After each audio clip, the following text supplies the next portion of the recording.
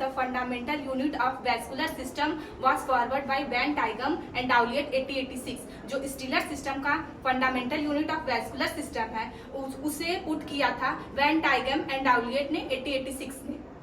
According to Steller theory, the root and stem are basically similar in anatomy. According to Steller theory, इस theory के दौरान जो root और steam होते हैं उनकी जो आंतरिक संरचना होती है बेसिकली एक दूसरे से सिमिलर होती है, और जो सेंट्रल वो दोनों मिलकर सेंट्रल सिलेंडर कोर को एग्जिस्ट करते हैं जो कि कॉर्टेक्स के चारों तरफ से घिरा होता है, उस कॉर्टेक्स से सराउंडेड होता है। Steel consist of vascular tissue, pericycle and pith. Steel vascular tissue means xylem और फ्लोएम को तभी कंसिस्ट करता है जब उसमें पेरिसाइकल और पीथ पाया जाता है। Pith means any portion of mid portion of any plant जो कि एंडार्च होता है स्टीम में, और वो मेजार्च तब हो जाता है जब वो लीफ बेस से अटैच होता है, तब वो मेजार्च कंडीशन में आ जाता है। अब हम पढ़ेंगे स्टीलर सिस्टम इन टेरिडोफाइट्स कितने टाइप्स के होते हैं। Stelar system in pteridophytes 2 types के होते हैं, protostele first, siphonostele second.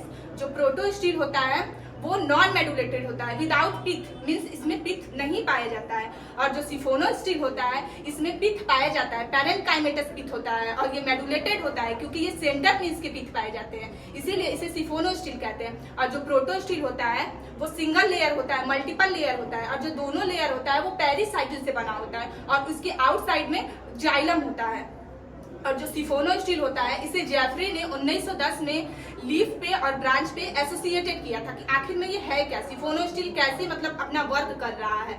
और ये जो प्रोटो स्टील होता है ये ये एक्सटर्नली डेलिमिटेड होता है, और इसकी जो सीथ होती है वो एंडोडर्मिस से घिरी होती है। ये एक्सटर्नली अपीयर हमें अच्छे से नहीं हो पाती है क्योंकि इसके जो एंडोडर्मिस की लेयर है वो प्रॉपरली घिरे होते हैं, जैसे कि राइनिया प्रोटो स्टील है, ये फॉसिल्स फॉर्म में पाए जाते हैं। अब हम पढ़ेंगे प्रोटो स्टील। प्रोटो स्टील 4 प्रकार के होते हैं, first haplostele, second actinostele, third plectostele, fourth mixed protoplast. जो हैप्लो स्टील होता है वो सिंपलेस्ट फॉर्म होता है, प्रोटो स्टील का मोस्ट सिंपलेस्ट फॉर्म होता है, और ये मोस्ट प्रिमिटिव होता है। जो कि हैप्लो स्टील फॉसिल्स में पाए जाते हैं जैसे राइनिया और कुक्रोनिया, ये दोनों जो है वो फॉसिल्स फॉर्म में पाए जाते हैं, और जो लिविंग फॉर्म में होते हैं वो होते हैं स्टिलोटम और लाइकोपोडियम।